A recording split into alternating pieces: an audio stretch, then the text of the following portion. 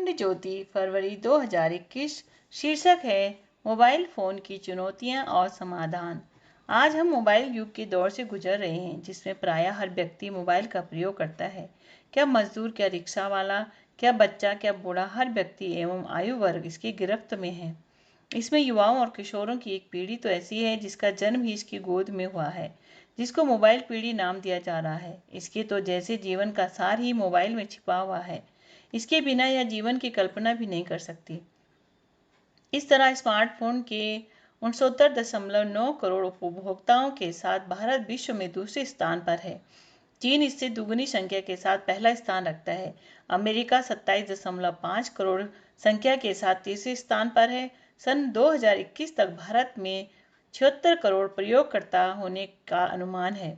भारत में सन 2015 में 18.21% जनसंख्या स्मार्टफोन रखती थी, जो कि सन 2017 तक 25% हो गई।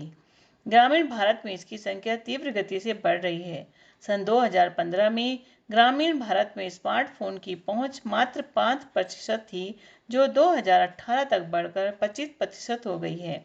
ग्रामीण भारत में 2018 में 35% वृद्धि देखी गई है, वहीं शहरी क्षेत्रों में यह मात्र 7% रही। एक अनुमान के अनुसार अगले 2 वर्षों में उपभोक्ताओं की संख्या 82 करोड़ तक पहुंचने वाली है। देश में किशोर एवं युवा तो स्मार्टफोन के प्रयोग को लेकर दीवानगी की हदें पार कर रहे हैं। एक अनुमान के हिसाब से देश के 80% कॉलेज या विश्वविद्यालय जा रहे विद्यार्थी स्मार्टफोन का उपयोग कर रहे हैं। भारत के युवाओं पर हुए एक शोध अध्ययन से यह तथ्य उभर कर आया है कि वे दिन में लगभग 150 बार फोन को चेक करते हैं और औसतन 4 से 7 घंटा उस पर बिताते हैं। इनमें 14% स्मार्टफोन का प्रयोग 3 घंटे या इससे भी कम करते हैं, जबकि 73% युवा 4 से 7 घंटा प्रयोग करते हैं। 23% युवा तो 8 घंटे से अधिक समय मोबाइल के साथ बिता रहे हैं। इस शोध के लिए 20 केंद्रीय विश्वविद्यालय के 200 विद्यार्थियों का सर्वेक्षण किया गया था। आश्चर्य नहीं कि मोबाइल के अत्यधिक उपयोग के कारण कई तरह की शारीरिक एवं मानसिक विकृतियां पनप रही है। सर दर्द, कान में दर्द, गर्माहट का एहसास, थकावट, आंखों में खिंचाव जैसे शारीरिक लक्षण आम हो गए हैं। वाहन चलाते समय फोन की दुर्घटना का एक प्रमुख कारण माना जा रहा है। इसके इलेक्ट्रोमैग्नेटिक विकिरणों के कारण रैम, रैपिड आई मूवमेंट, नींद कम हो जाती है, जिसके कारण नींद संबंधी विकार पनप रहे हैं।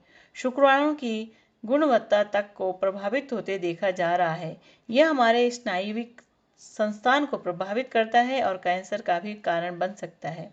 स्मार्टफोन की लत के कारण मानसिक स्वास्थ्य बिगड़ रहा है और जीवन की गुणवत्ता में गिरावट आ रही है।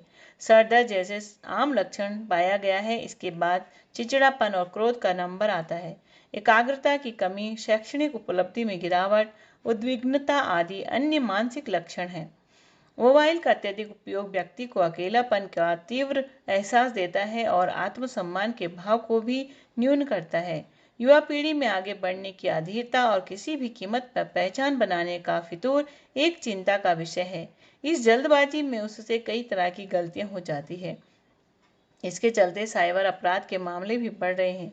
कुछ युवा hacking, trolling, phishing, cyber bullying आदि के शिकार हो रहे हैं, तो कुछ युवा इसके मामले में संलिप्त पाए जा रहे हैं।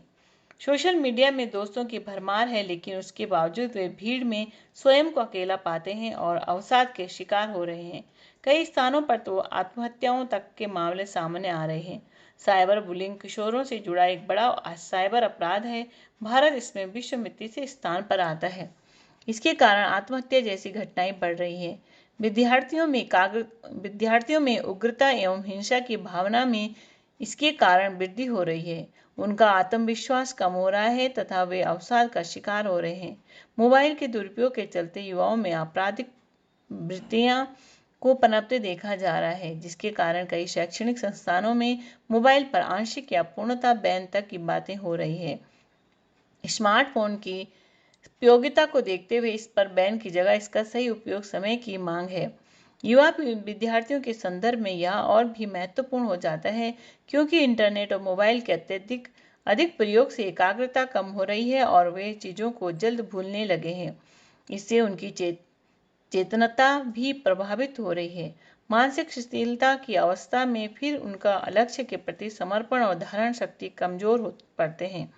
मोबाइल के शिक्षा से संबंधित प्रयोग को जानते हुए भी विद्यार्थी अधिकांश समय संगीत सुनने या मोबाइल गेम खेलने में या अपने दोस्तों में चैटिंग करने या सोशल मीडिया में खोए रहने में बिता रहे हैं। कुल मिलाकर मोबाइल उनकी पीढ़ी पढ़ाई में एक व्यवधान के रूप में सामने आ रहा है, जिसमें वे अपना समय बर्बाद कर रहे हैं। जीवन के महत्वपूर्ण कार्यों की कीमत पर वे आभासी जगत में विचरण कर रहे होते हैं। 24 घंटे मोबाइल से चिपके रहने के कारण उद्विग्नता, तनाव और अवसाद जीवन के अंग बनते जा रहे हैं।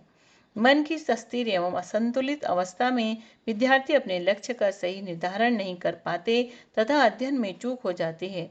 अपना फोन सदा सामने होने के कारण वे सही ढंग से सो भी नहीं पाते हैं। लगातार फोन चेक करते रहते हैं, जिस कारण सोने के बावजूद तनाव से मुक्त नहीं हो पाते हैं। ऐसे में स्मार्टफोन का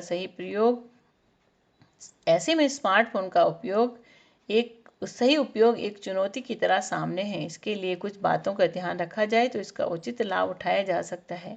आवश्यक है कि सोने से पहले फोन का उपयोग न करें। फोन से अनावश्यक ऐप्स हटा दें। सप्ताह में एक दिन मोबाइल बंद रखें। रात को सोते समय फोन का स्विच ऑफ कर दें या उसे फ्लाइट मोड में रखें, जिससे इसमें किसी तरह के नोटिफिकेशन नहीं आ पाएंगे और प्रातः उठने पर शांति से अपनी दिनचर्या का शुभारंभ हो सकेगा। इसमें फोन एडिक्शन ट्रैकर ऐप्स लगा सकते हैं, जिससे पता चलता है कि सप्ताह भर में कितना समय मोबाइल में बीत रहा है, जिसका अन्यथा अंदाज नहीं रहता। इसके आधार पर इसके अत्यधिक उपयोग पर अंकुश लगाया जा सकता है। वस्तुतः यह समय युवाओं एवं किशोरों के सचेत होने का है और माता पिता एवं अभिभावकों का इसमें सहयोग अपेक्षित है, जिसे नई पीढ़ी मोबाइल के मायावी जाल में फंसकर अपने जीवन को अंधकार की ओर न धकेले। स्मार्टफोन एक तरह की दुधारू तलवार की तरह है। इसका सदुपयोग बन पड़ा तो यह सृजन की असीम संभावनाएं लिए हुए है, और यदि इसका दुरुपयोग होता है तो यह व्यक्ति की हर तरह की बर्बादी की सभी सरंजाम भी साथ लिए हुए हैं। प्रश्न एक ही है कि हम कितने स्मार्ट ढंग से इस स्मार्टफोन की मायावी चुनौती से जूझने के लिए तैयार हैं।